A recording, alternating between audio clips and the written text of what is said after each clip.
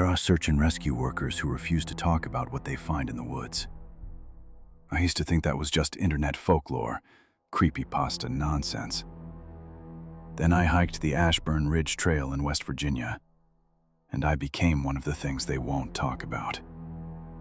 I'm not supposed to be alive right now, and after what I'm about to tell you, you'll understand why I'm not entirely sure that I am.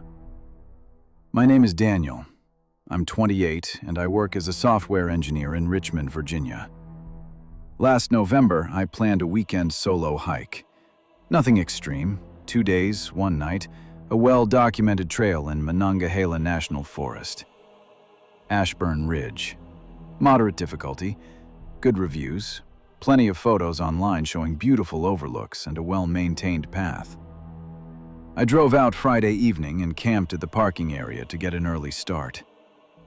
When I woke up Saturday morning, there was one other car in the lot, a dark green Subaru with a cracked windshield. No one inside. I didn't think much of it. At the trailhead, there was a wooden board under a small roof, the kind where rangers post maps and warnings. Standard stuff. But pinned to it was a laminated sheet I hadn't seen mentioned in any review. It was titled, "Rules for Ashburn Ridge Trail." I remember them clearly. There were 6. Rule number 1, stay on the marked trail at all times. If the trail markings disappear, stop walking and retrace your steps immediately. Rule number 2, if you hear knocking on wood, 3 slow knocks, do not respond. Do not knock back. Continue walking. Rule number 3, you may encounter a man sitting on a rock near mile marker 4. He will ask you for the time. Tell him it's 3:15. Regardless of the actual time, always 3:15. Rule number 4, do not set up camp in any clearing that has a perfect circle of dead grass. Find another spot, even if it means walking in the dark. Rule number 5, if you hear your name being called from off the trail, do not follow the voice. It is not a person. Rule number 6, be off the trail by sundown on the 2nd day. No exceptions. I stood there reading them twice. My first instinct was to laugh. It read like a horror writing prompt. Some bored ranger, or more likely some hiker with a dark sense of humor, pinned this up to mess with people.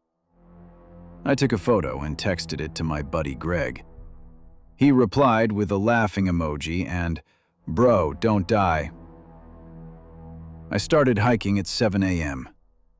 The trail was exactly as advertised, well marked with blue blazes on trees. The weather was cold but clear. I made good time. By noon, I'd covered about 6 miles and stopped for lunch on a rock with a gorgeous view of the valley. Everything was normal. At mile marker 4, I saw him. A man sitting on a large, flat rock just off the trail. He looked to be in his 50s, wearing a flannel jacket, jeans, hiking boots. Normal. Completely normal. He had a thermos beside him. He looked up at me and smiled. "Hey there. You got the time?" My blood went cold. Not because the question was scary, because of how precisely it matched the rules. Word for word. I almost laughed it off. Almost said, "Yeah, it's about 12:30. But something stopped me, a feeling in my gut. The kind of feeling you can't explain, but you'd be a fool to ignore. "It's 3:15, I said. The man smiled wider.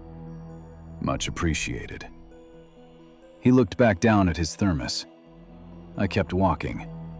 When I glanced back about 30 seconds later, the rock was empty. No man, no thermos, no sign anyone had been there. The rock was covered in a thin layer of moss and dead leaves, undisturbed. That's when I stopped treating the rules as a joke. Around 2 in the afternoon, I heard it. 3 knocks. Slow, deliberate. The sound of something hard striking a tree trunk. Knock, knock, knock. Coming from deep in the woods, maybe 50 meters to my left. I kept walking. Didn't stop. Didn't look.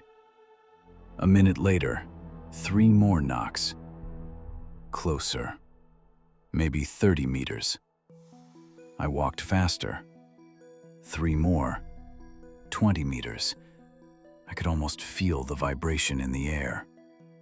Every instinct in my body screamed at me to run. But the rules didn't say run. They said continue walking. So I walked. Steady pace, eyes forward. My hands gripping the straps of my backpack so hard my knuckles were white. The knocking stopped. Whatever it was, it let me pass. By late afternoon, I needed to find a campsite. The trail guide mentioned a clearing near mile marker 8 that was popular with overnighters. When I reached it, I understood why. It was flat, sheltered by trees on 3 sides, close to a small stream. Perfect. Except for the circle. Right in the center of the clearing, there was a perfect circle of dead grass, about 3 meters in diameter. The grass inside was brown and dry.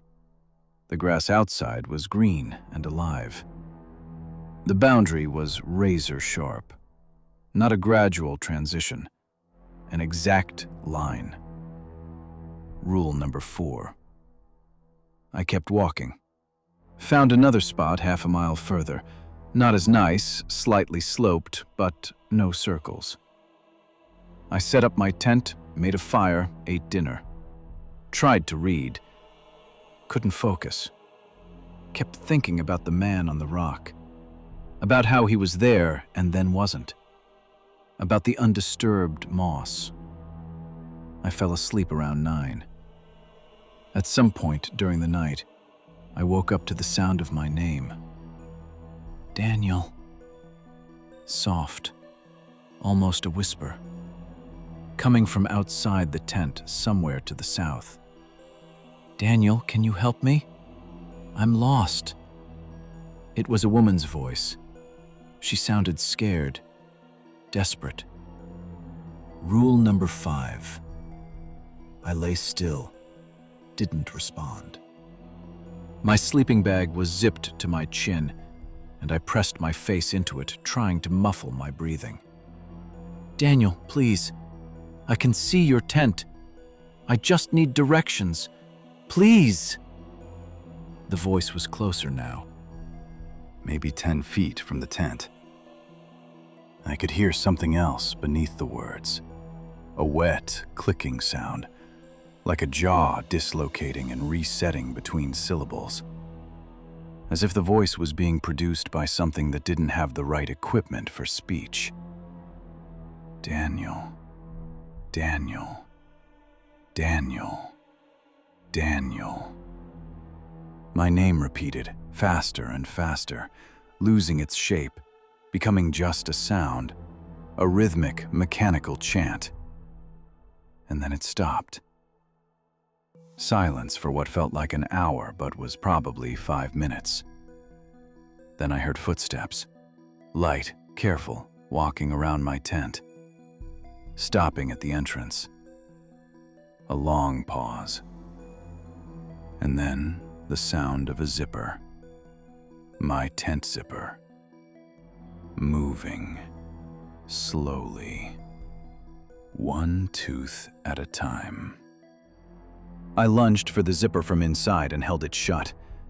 Whatever was on the other side pulled gently, not aggressively, almost curiously.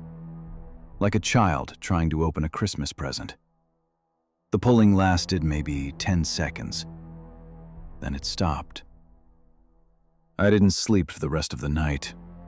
I sat in the dark, holding my knife, watching the tent walls for shadows. Nothing came. No more voices. No more footsteps. At first light, I packed up faster than I ever have in my life. My hands moved on autopilot. I was on the trail by 6 a.m.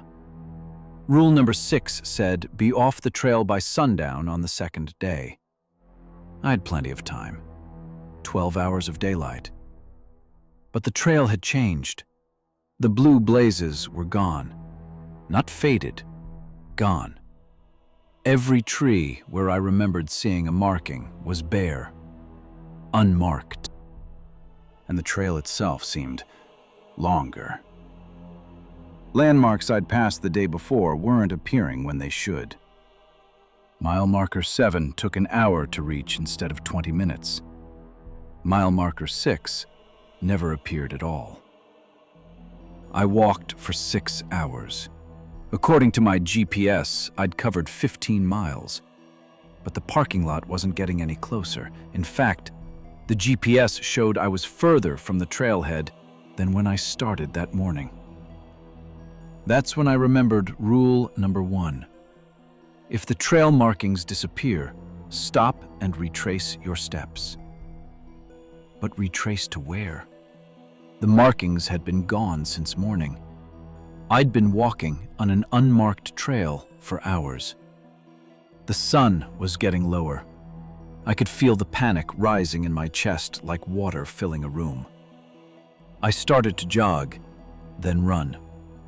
The trees blurred past me. The trail kept going, endless, unchanging. At around 4 in the afternoon, I rounded a bend and saw the wooden board. The trailhead sign. The rules. Relief hit me so hard my legs gave out. I dropped to my knees on the gravel and almost cried. I could see the parking lot. My car was there. The green Subaru was still there too. But something made me look at the rules board one more time. There were 7 rules now. Rules 1 through 6 were the same, but at the bottom, in the same laminated format, same font, same style, there was a new one. Rule number 7. If you completed the trail and are reading this, do not drive home. Walk to the nearest road and call for help. Do not get in your car. The thing in the driver's seat is not your reflection. I looked at my car. 30 meters away. There was someone sitting in the driver's seat. I could see the outline through the windshield. A man. My build. My jacket. My baseball cap. Sitting perfectly still, hands on the steering wheel at 10 and 2, staring straight ahead. As I watched, the figure turned its head, slowly, toward me. It had my face.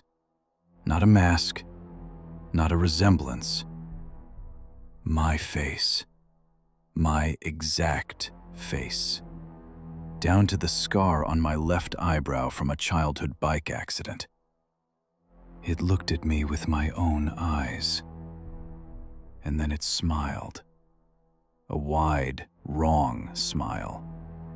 Too many teeth. I backed away, slowly, then turned and walked to the road, called 911 from a gas station 2 miles away. When the Rangers went back to check the parking lot, my car was unlocked, keys in the ignition, engine still warm. The driver's seat was empty. But the rearview mirror was angled wrong. I always set it to see straight out the back window. Now it was tilted down, aimed at the driver's seat, as if whatever had been sitting there wanted to study its own face. And the green Subaru? The one with the cracked windshield? Rangers ran the plates.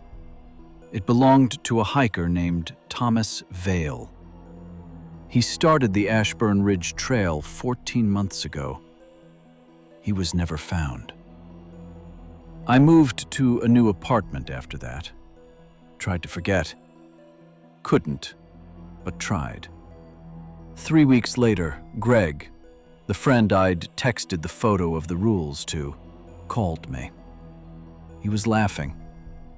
Said he'd been on a hiking forum and found the funniest thing. "Dude, someone posted a photo of those fake rules you sent me. Same trail, but get this, there's 8 rules now." I stopped breathing. "What's Rule 8?" I asked. Greg read it out loud. "Rule number 8. If someone you know tells you about this trail, they did not make it out. Do not trust them. The person who told you is no longer who they were." The line went quiet. "Dan?" Greg said. "Dan, you did make it out, right?" I wanted to say yes. I opened my mouth to say yes, but I caught my reflection in the window. And for just a second, just a fraction of a second, my reflection smiled before I did. The Ashburn Ridge Trail is closed indefinitely. The Forest Service says it's due to trail erosion. Don't go looking for it. And if someone you trust recommends it, ask yourself how well you really know them.